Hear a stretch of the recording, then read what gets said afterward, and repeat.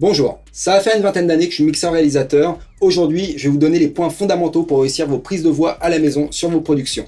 La première des erreurs que je peux voir le plus souvent, mais vraiment c'est la plus grosse, c'est les volumes d'enregistrement. Ça bosse trop fort, ça enregistre trop fort. Baissez les niveaux. Un ordre d'idée, dans le vumètre de votre séquenceur, les prises voix devraient ressembler à ça, à ce niveau-là. J'explique pourquoi on a tendance à monter les niveaux. Et en plus, c'est encore plus catastrophique quand on n'a pas trop de matériel. Effectivement, moi ici, je pourrais pousser vraiment dans des préamps, ça me poserait moins de problèmes. Quand on a une petite carte son à 100-200 euros, avec un petit micro à 100-200 euros, avec un préamp de carte son intégré et compagnie, le fait de pousser, ça vous donne l'impression d'avoir une plus grosse voix à la prise, plus grosse que ce que vous avez réellement. Or, en fait, c'est une erreur, parce que si vous avez cette grosseur qui est générée à la prise, elle va se générer par une distorsion au niveau du convertisseur, au niveau du préamp, et ça va vous faire un truc assez crade, enfin même pour ne pas dire totalement crade. Et c'est une erreur que de se dire oui mais c'est crade pour l'instant, ça me fait une grosse voix et puis après avec le mix on va améliorer. Et ben en fait non, on va rien pouvoir améliorer. C'est crade à la prise, ça restera crade et pourri à la fin. Donc bossez plus bas, ça va retranscrire votre voix beaucoup plus naturellement, puisque ce que vous avez réellement, si vous avez une petite voix, un peu comme la mienne, vous allez garder une petite voix, c'est pas grave. Au mix on pourra donner un effet de grosse voix sans problème, et on pourra le faire proprement avec un super rendu. Par contre si vous faites l'inverse, on pourra rien faire et vous allez avoir un rendu super amateur, super pourri et qui ne donnera pas envie d'écouter et une galère à mixer innommable. Donc bossez vraiment plus bas, respectez les normes audiovisuelles, voilà. Donc vous allez vous me dire aussi, oui, mais le problème c'est quand je prends une instru par exemple sur YouTube ou quelle qu'elle soit, c'est que je m'entends pas quand je pose ma voix. Baissez l'instru, baissez-la de 10, 20, 30 dB. Baissez le fader dans le séquenceur, baissez juste l'instru, vous la baissez. Moi, c'est la première chose que je fais quand j'ai un rappeur qui vient au studio pour enregistrer. Souvent, sur la prod, même si j'ai les pistes ou pas, je baisse tout, mais vraiment tout de 20 dB. Et ça marche très bien. Et après, avec le mix, on va pouvoir obtenir un super son. Donc ça, c'est la première des règles. Ensuite, il y a beaucoup de lacunes en général au niveau du placement de micro, beaucoup de questionnements et pas forcément de réponses. Sur déjà la proximité du micro par rapport à la bouche, ici, voilà, tout ça. Ça va à prendre en compte en fonction de votre pièce et de ce que vous voulez obtenir. Si vous avez une belle pièce qui sonne plutôt pas mal, vous allez pouvoir en fait laisser plutôt de l'air. Si vous avez une pièce vraiment pas belle, une chambre qui sonne vraiment pas, un carré où il y a des vraies résonances, essayez de prendre plus de proximité, vraiment plus proche. Vous allez éviter de prendre la pièce.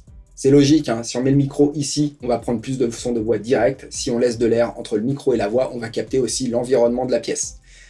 Alors après, il faut faire attention pour ne pas se faire piéger aussi. Ça, c'est des erreurs que j'ai tendance à voir en tant que mixeur, pour des prises qui sont faites à la maison, par des personnes qui se débrouillent un peu comme ils peuvent. C'est de vouloir, par exemple, un rendu très très mat au niveau du son à la fin, donc sans réverbération. Et de se dire, je veux un rendu mat, donc je prends ma voix vraiment très très proche pour avoir quelque chose de super mat. Et en fait, on obtient quelque chose de trop mat. Ça devient même kitschos tellement que c'est super super mat. Et là, ça se met à sonner cheap. Le problème, c'est que sur une capta comme ça, pour la récupérer en mix, on est obligé de m'appliquer une petite reverb, donc de mettre de la résonance. Donc si dans l'idée finale de ce que vous vouliez quelque chose d'un petit peu réverbéré, enfin d'un petit peu mat, je veux dire, éloignez, laissez un peu d'air pour laisser un petit peu d'air, un tout petit peu de pièce. Quand on va compresser, on va garder votre voix de la prestance sans que ce soit sourd et assourdissant au niveau de l'écoute et que ce soit agréable à écouter et fluide. Donc laissez un peu d'air. Vous avez les directivités sur les micros. Vous pouvez en avoir des fois sur certaines capsules, il n'y en a pas. Il y a le cardio, l'hypercardio, l'omnidirectionnel, bidirectionnel, etc., etc., etc. Retenez-en juste 2. Et une principalement que vous allez vraiment utiliser toujours. Vous avez le cardio, qui est la figure qui doit s'afficher en dessous. Le cardio, dans le principe, va prendre une surface qui va être frontale devant le micro, et va prendre beaucoup moins ce qui se passe derrière. Ça va le prendre quand même, mais très très peu. Prenez une surface cardio, évitez les hypercardio et compagnie. En réalité, vous allez resserrer votre champ avant, mais vous allez aussi faire un faisceau à l'arrière. Enfin, vous pouvez récupérer en fait pas mal de petits problèmes au niveau de pièces pas très belles. Donc, bossez en cardio.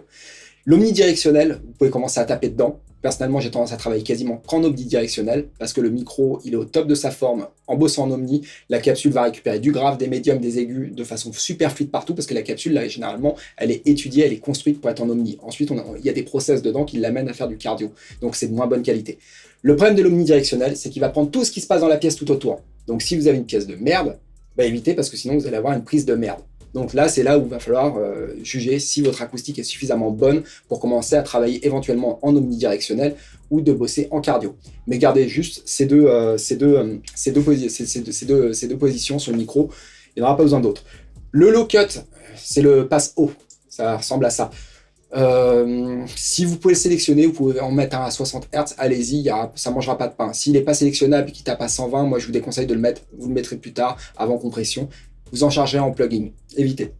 Après, sur des 414 et trucs comme ça, on peut le mettre à partir de 40, je crois, 60, 80 et 120, il me semble, ou c'est 60, bon bref. Là, on peut éventuellement aller taper sur du relativement bas, mais surtout en essayant de garder du bas, parce que si on veut du bas par la suite, au moins on l'a. Alors que si on l'a cuté à 120 dès le départ, eh ben on n'en a pas, et on ne pourra pas le récupérer. Au niveau de la position, c'est pareil, micro à l'endroit, je sais pas si on voit mieux comme ça, ou à l'envers. On peut voir les deux, vous avez déjà vu des vidéos en studio, pourquoi des fois le micro il est à l'endroit, pourquoi est-ce qu'il est à l'envers? En fait, c'est pas juste pour le style devant le micro, ça va interférer énormément sur le rendu que vous allez avoir global. Quand vous allez mettre votre micro à l'endroit, votre capsule comme ça, vous allez avoir une surface de captation qui va se passer au niveau du visage, vous allez prendre la bouche et toute la surface nasale, le front, la surface nasale. Donc là, vous allez récupérer un son beaucoup plus de nez, beaucoup plus aigu au niveau du son. Toutes les voix nasales, tout le front va donner vraiment de la brillance et va aller taper dans le haut du spectre, dans les aigus. Pour une captation avec un micro à l'endroit. Si vous mettez votre micro à l'envers, vous allez capter la bouche et le poitrail. Donc là, vous allez récupérer du grave dans votre voix. Quelque chose de beaucoup plus profond dans le bas du spectre, dans les graves. Et vous allez feutrer un peu naturellement les aigus. Donc jouez en fonction de ça. Si vous voulez une voix un petit peu plus, avec un peu plus de grave, n'hésitez pas à taper comme ça. Ou, si vous voulez quelque chose d'un peu plus aigu, n'hésitez pas à le taper comme ça. Au niveau d'orientation, on peut forcément s'amuser à l'orienter un petit peu comme ça, l'incliner comme ça, que ce soit comme ça ou comme ça, pour équilibrer. Ça veut dire que si je mets mon micro à l'envers, je veux plus ou moins de grave, je vais avoir besoin de l'incliner comme ça. Plus je vais l'incliner, hors champ même de la bouche, je vais avoir énormément de grave, parce qu'en réalité, le torse et la voie nasale, c'est des surfaces de résonance, ça résonne en nous. Le son sort de la bouche, mais il sort aussi du torse, tout ça on l'entend. Donc là, je vais venir taper vraiment sur le sternum, donc en fait, je vais récupérer vraiment du grave. Plus je vais remonter, plus je vais récupérer aussi ma voix, et en mutant un petit peu ce qui se passe en bas. Donc après, le jeu, il va se placer ici, votre inclinaison comme ça. De trouver la bonne inclinaison pour avoir le bon ratio entre ce que vous voulez du sternum et ce que vous voulez de votre voix, de la diction et de la voix directe. Ça va être pareil ici. Plus vous allez incliner votre capsule comme ça, et plus vous allez récupérer des aigus et perdre éventuellement la diction et la précision vocale. Ensuite, il ne faut pas hésiter à tourner, de tourner sa capsule comme ci, comme ça, à droite, à gauche. Si vous avez des problèmes de sifflante, tous les trucs comme ça là, qui peuvent ressortir, on peut les traiter derrière en mix. À savoir, c'est que par contre, s'il y en a sur une prise, on peut les traiter, on peut les atténuer, on ne pourra pas les enlever proprement. Si on commence à les enlever, ça va faire une prise de merde. Donc on sera obligé de les laisser. La première façon de les supprimer, c'est de commencer à jouer avec l'orientation de votre micro. Il n'y a pas de règle de dire qu'il faut que le micro soit frontal, toujours comme ça. Honnêtement, personnellement, en termes de prise, il est rare que j'ai un micro que je pose en frontal sans le bouger. Souvent, il va être un peu incliné, comme ci, comme ça, comme ça, comme ça. Il sera toujours un petit peu incliné pour trouver la bonne captation pour le morceau, pour la voix, pour le projet en cours. Donc, n'hésitez pas à tourner la capsule et à trouver un endroit sur votre capsule qui va être plus ou moins sujet à la sifflante. Alors après, il y a des micros qui sont plus ou moins sujets à la sifflante. Je vous avouerai que si vous enregistrez sur un micro à 200 €, des micros qui sont fabriqués en Chine, qui sont des bons micros, qui sonnent quand même plutôt pas mal, mais qui sont malheureusement sujets à la sifflante. Quand on bosse sur des capsules Neumann, des trucs comme ça, ça se passe aussi vachement, enfin c'est vachement mieux, mais c'est pas les mêmes prix non plus. Donc avec une petite capsule, soyez vraiment attentifs là-dessus. Je vous avouerai que quand moi je mets un micro, effectivement, j'ai quand même des beaux micros, et je vais jouer sur le placement parce que je veux telle acoustique, mais j'ai pas trop besoin de nettoyer forcément la prise parce que ça se passe bien avec le line-up suit derrière. Quand on n'a pas le line-up, il faut vraiment être drastique là-dessus. Enregistrez pas tant que vous n'avez pas fait votre placement. Parce que si vous enregistrez tout votre texte ici et qu'en fait vous avez un truc super sourd et que vous liez voilà, un truc assez mat, et votre prise vous allez les mettre à la poubelle. Donc trouvez vraiment pile poil le bon placement où ça sonne avant d'enregistrer. Et c'est ce que je fais personnellement. Des fois ça peut prendre une demi-heure, 3/4 d'heure, 1 heure. Ça m'arrive des fois sur certaines voix où je peux galérer de tester 3 ou 4 micros différents dans des préampes différents avec des compresseurs différents en insert. Donc voilà, pour trouver la bonne capta. Et une fois qu'on a trouvé, bim, ça roule et on enregistre et c'est parti et on a des super prises. Si on va plus vite que la musique, qu'on enregistre à fond direct, à fond les machins, en fait on obtient quelque chose de foireux au final et immixable. Je vous dis à plus tard. Si vous avez des questions sur des sujets bien particuliers, de toute façon j'en ferai d'autres, j'ai des petites idées, n'hésitez pas à me les marquer en commentaire. N'hésitez pas à partager la vidéo, à la liker et à la partager si vous avez des potes qui rappent à la maison, etc.